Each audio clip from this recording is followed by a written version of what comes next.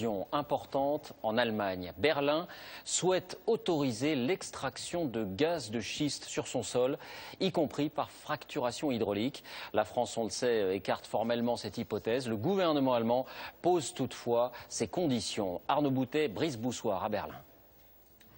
En Allemagne, le forage a déjà commencé. Une plateforme pilote lancée il y a plusieurs mois pour offrir une majorité au centre-gauche, bref, ingouvernabilité. Et si ça ne s'arrange pas d'ici l'ouverture de la session parlementaire le 15 mars, le président de la République n'aura pas d'autre solution que de rappeler les Italiens aux urnes. Merci Renaud pour ces précisions. Dans l'actualité également, cette décision importante en Allemagne. Berlin souhaite autoriser l'extraction de gaz de schiste sur son sol, y compris par fracturation hydraulique. La France, on le sait, écarte formellement cette hypothèse. Le gouvernement allemand pose toutefois ses conditions. Arnaud Boutet, Brice Boussoir à Berlin. En Allemagne, le forage a déjà commencé. Une plateforme pilote lancée il y a plusieurs mois. Avec le feu vert national, le gouvernement vise un plus gros trésor de 1300 milliards de mètres cubes de gaz de schiste, de quoi alimenter le pays pendant 26 ans. Pour les milieux économiques, c'est donc la bonne solution.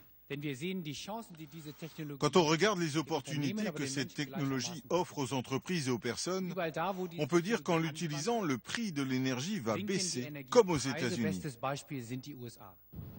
L'Allemagne compte utiliser la fracturation hydraulique, une technique controversée et interdite en France.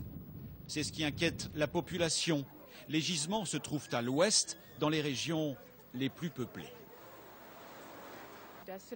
Là-bas, il y a trop d'habitants, trop de maisons qui pourraient s'effondrer. Les nappes phréatiques peuvent être touchées.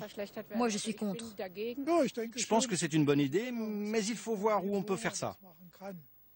L'extraction se fera loin des sources minérales et des zones d'eau protégées. Mais il y a urgence. La sortie du nucléaire va coûter cher, 1000 milliards d'euros. La dernière centrale ferme en 2022. Les énergies renouvelables ne sont pas prêtes et les mines de charbon polluantes tourne à plein régime. Pour lancer l'extraction de gaz de schiste, le gouvernement va devoir convaincre une partie de l'opposition. L'enjeu est considérable. Il en va de l'indépendance énergétique du pays. L'Allemagne a donc le devoir de rapidement trouver une solution.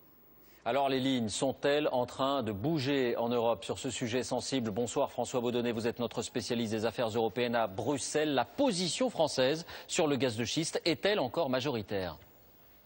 Eh bien David, la France n'est pas seule, mais disons qu'elle est plutôt isolée. Pour comprendre, il faut savoir qu'en Europe, nous devons importer 54% de notre énergie. Donc, si dans le sol de notre continent, il y a du gaz de schiste, comme le laisse penser cette carte, eh bien nous pourrions diminuer notre dépendance énergétique vis-à-vis de la Russie. Alors aujourd'hui, nulle part en Europe on extrait du gaz de schiste, mais certains pays, ici en vert, y sont très favorables, comme la Pologne, le Royaume-Uni et donc ce soir l'Allemagne. D'autres sont plus sceptiques, comme les Pays-Bas.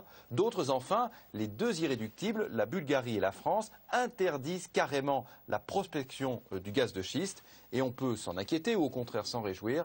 Mais cette position très ferme devient de plus en plus minoritaire. Merci François. Dernière